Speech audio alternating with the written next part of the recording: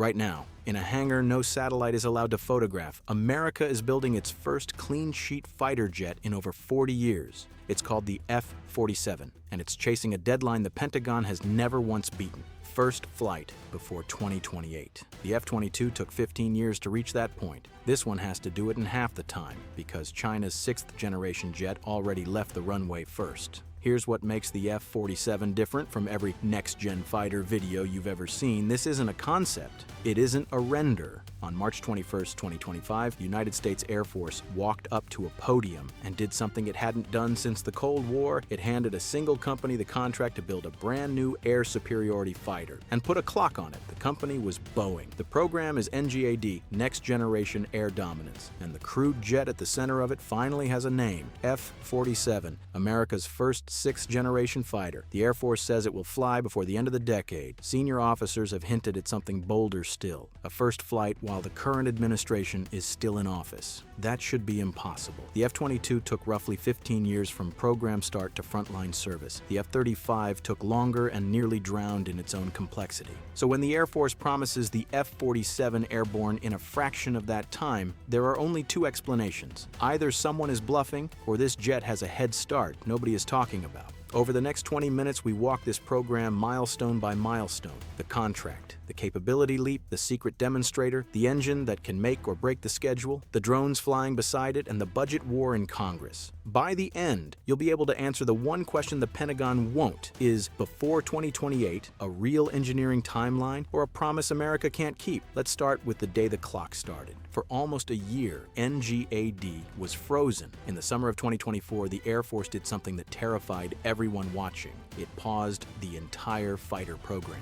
The price, reportedly around $300 million per aircraft, was so steep, the service wasn't sure it could afford the jet it was about to buy. Analysts began writing NGAD's obituary. Then, in March 2025, it came back from the dead. Boeing won. Lockheed Martin, the company behind the F-22 and the F-35, lost. Sit with that for a second. Lockheed's Skunk Works is the most storied fighter shop on Earth, and it got beaten for the most important fighter contract in 50 years. The contract is what the Pentagon calls EMD, Engineering and Manufacturing Development. In plain English, stop experimenting, start building the real thing. The EMD phase alone runs north of $20 billion. The full program, jets, drones, engines, decades of sustainment, climbs into the hundreds of billions. Then there's the name, F-47. It breaks the sequence. The last fighter was the F-35, the one before it, the F-22. There is no F-36, no F-37. The Air Force jumped straight to 47. Officially, it honors the P-47 Thunderbolt. Unofficially, everyone noticed it matches the 47th president, the one who announced it. Either way, the number is a statement. This jet is meant to matter. And here's your first retention payoff. The Air Force released exactly one graphic of F-47 stats. Stealth, in their own words, stealth plus. Range, more than 1,000 nautical miles, far beyond an F-22. Speed, Mach 2+. Planned by at least 185 jets, the exact size of the F-22 fleet it replaces. Notice what's missing? A date. They'll tell you how fast and how stealthy. They will not officially tell you when. So, we have to reconstruct the timeline ourselves, and that starts with understanding what this jet actually has to do. Let's kill the misconception right now. The F-47 is not a faster F-22. 6th generation isn't one magic feature. It's 3 leaps that stacked together change what a fighter is for. Start with stealth. 5th-gen jets like the F-22 are stealthy mainly from the front against certain radar bands. The F-47's planform, tailless, blended, no vertical fins, is built to be low observable from more angles and across more of the spectrum. No tail, no fins, no vertical surfaces. That's not styling. Vertical surfaces are radar beacons, and deleting them is how you go from hard to see to barely there. Then range, the one that quietly matters most. The F-22 was built for Europe. Short distances, fight near base. The Pacific is the opposite. Thousands of miles of open ocean, almost no runways, and Chinese missiles built to crater the few that exist.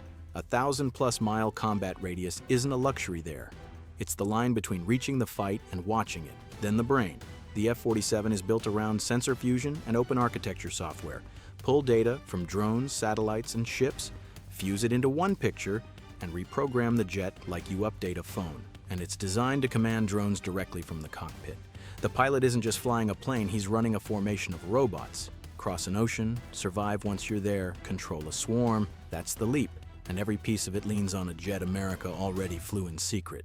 September 2020, an Air Force official named Will Roper said something that sounded insane at the time. He claimed the United States had already designed, built, and flown a full-scale NGAP demonstrator, and that it had broken records. No photos, no designation, just the statement that a 6th-gen prototype was already in the air.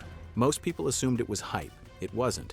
That demonstrator, and quite possibly more than one, is the reason 2028 isn't fantasy. When Boeing took the EMD contract in 2025, nobody was starting from a blank sheet. The hardest, riskiest work, proving the shape, flies, the stealth holds, the aerodynamics behave, had reportedly been done years earlier. This is what separates the F-47 from China's jets and from every rumor online. America didn't just sketch a 6th-gen fighter. It flew one quietly, learned from it, then ran a competition to turn those lessons into a weapon. That's how officials say before the end of the decade with a straight face. How so fast? 2 words, digital engineering. The F-47 was designed as a complete virtual aircraft, tested and refined in software before metal was ever cut. But here's the contrast that keeps this honest, and the reason I won't oversell it. A demonstrator is not a weapon system. Flying a clean prototype over a test range is a world away from a stealth fighter with radar, weapons, sensors, an engine, and combat software. The demonstrator bought America years. It did not buy America a finished jet. And the hardest piece of that finished jet isn't the airframe at all. It's bolted inside it. If the F-47 misses its deadline, this is almost certainly why. The jet is designed around a new class of engine, adaptive cycle propulsion, under a program called NGAP, Next Generation Adaptive Propulsion. 2 competitors are building it, GE Aerospace with the XA-102, Pratt and Whitney with the XA-103. So what's an adaptive engine, and why does it matter? Every fighter engine ever built has had to compromise. Tune it for raw speed, narrow, fast, thirsty, or tune it for range, wider, cooler, efficient. You cannot have both. The compromise is baked into the metal. An adaptive engine breaks that rule. It adds a 3rd airstream, a layer of airflow it can open or close in flight. Need to dash? It routes air for thrust. Need to loiter for 1,000 miles? It reroutes that same air for efficiency and cooling. 1 engine, 2 personalities, switched mid-flight. That's how the F-47 gets Mach 2+ speed and the range to actually matter in the Pacific. It also fixes a hidden problem, heat. A 6th-gen jet is packed with power-hungry sensors and computers dumping enormous heat into the airframe. That 3rd stream doubles as a cooling system. Without it, the very electronics that make the F-47 6th-gen would cook themselves. Now the bad news. The long pole in the whole schedule. Adaptive engines are brutally hard. The last attempt, AETP, produced working hardware. GE's XA-100 ran beautifully, but it got cut from the F-35 because integrating it was too costly and complex. That history hangs over the F-47. If the XA-102 or XA-103 slips even a year, the airframe can be finished, and the jet still won't fly. The engine is the one component that can quietly break the 2028 promise, and almost nobody outside the program is watching it. Most people get one thing wrong about the F-47. It never fights alone. NGAD was never just a jet. It's a family of systems, and the F-47 is the quarterback. Flying beside it, a fleet of autonomous drones the Air Force calls CCAs, Collaborative Combat Aircraft. 2 are already real. Anduril is building the YFQ-44A, nicknamed Fury. General Atomics is building the YFQ-42A. Not science fiction. They entered ground testing and headed for first flight on roughly the F-47's own timeline. The Air Force wants around 1,000 of them at a fraction of a crewed fighter's cost. The logic is simple and ruthless. One F-47 controlling several CCAs multiplies its sensors, its missiles, its eyes, without risking more pilots. One jet becomes a formation. That's how America plans to win a numbers game against China without building 1,000 crewed fighters it can't afford. And afford is the word that matters. Remember that $300 million price that nearly killed the program? It hasn't gone away. A viewer on this channel put it bluntly. No single plane should cost $1 billion of the people's money. The criticism is fair, and the Air Force knows it. The whole CCA concept exists partly to drag the average cost down. Then there's the budget war you don't see. In 2025, money for the F-47 came partly at the expense of the Navy's own 6th-gen fighter, the F/A-XX. The Pentagon can fund one next-gen fighter at full speed or two at half speed. It chose the F-47, which protects the timeline we're tracking and quietly pushes the Navy's future to the right. Now, the real reason any of this is moving fast. December 26, 2024, the day after Christmas, two large, tailless aircraft were photographed flying over China in broad daylight. Not leaked, not hidden. Flown openly, almost certainly on purpose. Analysts call them the J-36 and the J-50, China's 6th-generation fighters. Read the message in that timing. China didn't wait for a finished program or an official reveal. It put its 6th-gen demonstrators in the sky and let the world watch. That is the clock the F-47 is racing. Every milestone, contract, engine, drones is now measured against jets already flying on the other side of the Pacific. This is why the Air Force will accept schedule risk it would normally refuse. For 30 years, America owned the skies uncontested. The F-22 and F-35 had no real rival. The F-47 is being built for a world where that's no longer true, where for the first time since the Cold War, someone else might field a comparable fighter at the same time or sooner. So let's assemble the real timeline. EMD contract, March 2025, detailed design and the first flyable EMD aircraft in work now. A realistic first flight, the 2027 to 2028 window, show it credible precisely because the demonstrator flew years ago. Low-rate production and a first operational squadron, end of the decade, roughly 2029 to 2030. If, and it's a real if, the adaptive engine holds. Production is its own bet.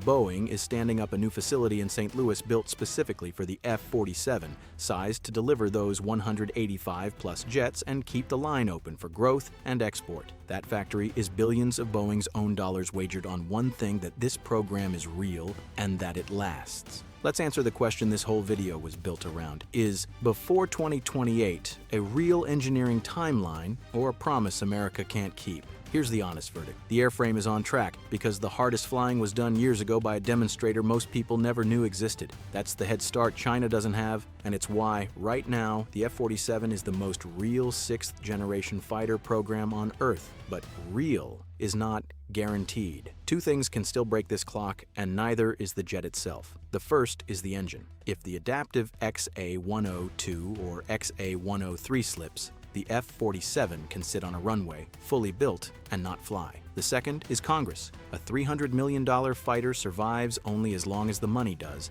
and budgets turn over with every election, so the F-47 isn't vaporware. And it isn't a fantasy render, it's a real jet with a real contract, a real factory, and a real head start. Chasing a deadline that depends less on engineering and more on an engine program and a checkbook. The shape will be ready. The question is whether everything bolted to it is ready at the same time. Here's what to actually watch for. Forget the speed rumors and the fake mock numbers. Two milestones tell you whether the F-47 makes its date: the first run of a flight-weight adaptive engine and the first flight of the EMD jet itself. When those happen, and whether they happen on time, that's the real story. Everything else is noise, and that leaves one question worth arguing about. If the airframe is ready but the engine isn't, does the Air Force fly the F-47 anyway on an interim engine just to beat China to the milestone, or does it wait and risk being second? That's a genuine decision the Pentagon may actually face, and it's exactly the kind of call that defines an era of air power.